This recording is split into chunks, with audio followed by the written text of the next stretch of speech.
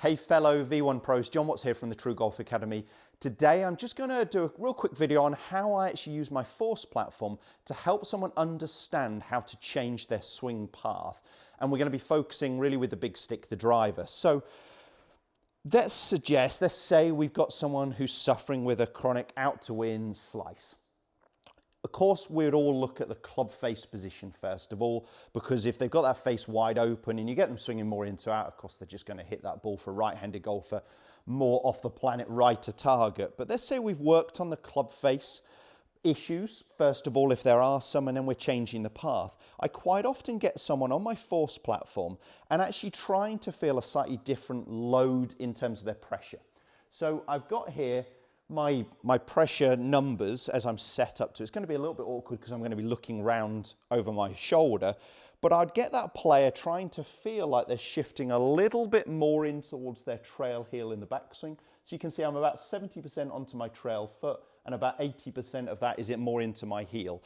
I wouldn't get them to start into the heel. I would still get them to start pretty even heel toe balance, but I'd perhaps get a shift where I allow that trail hit to open up and get the pressure moving a little bit more into their trail heel. Then in the downswing, start to feel that the pressure moves towards the lead side, but a little bit more in towards the lead toe at the start of the downswing.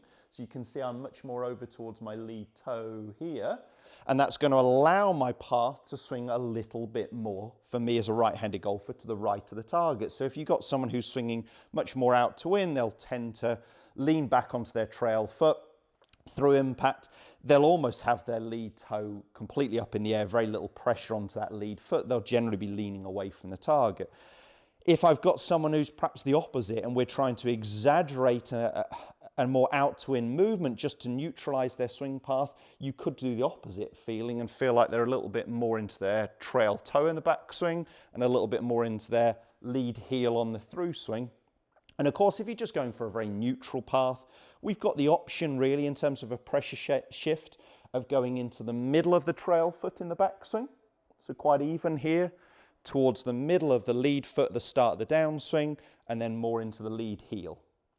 So the pressure shift is quite linear, trail foot to lead foot before it moves into that lead heel as their body starts to unwind. Or you may see that player with a very neutral path still shift trail heel backswing, starting to move towards the lead toe here, but then move more into the lead heel.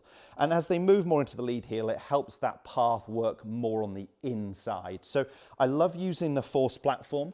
A drill I'd get them to do, perhaps then on the range, is just using a couple of clubs. I might not be the right distance from the golf ball here, but I'd put the clubs down with the faces pointing downwards and I'd get the grip through the middle, the arch of the shoe. So I'm not quite the right distance from the golf ball, so let's move that away.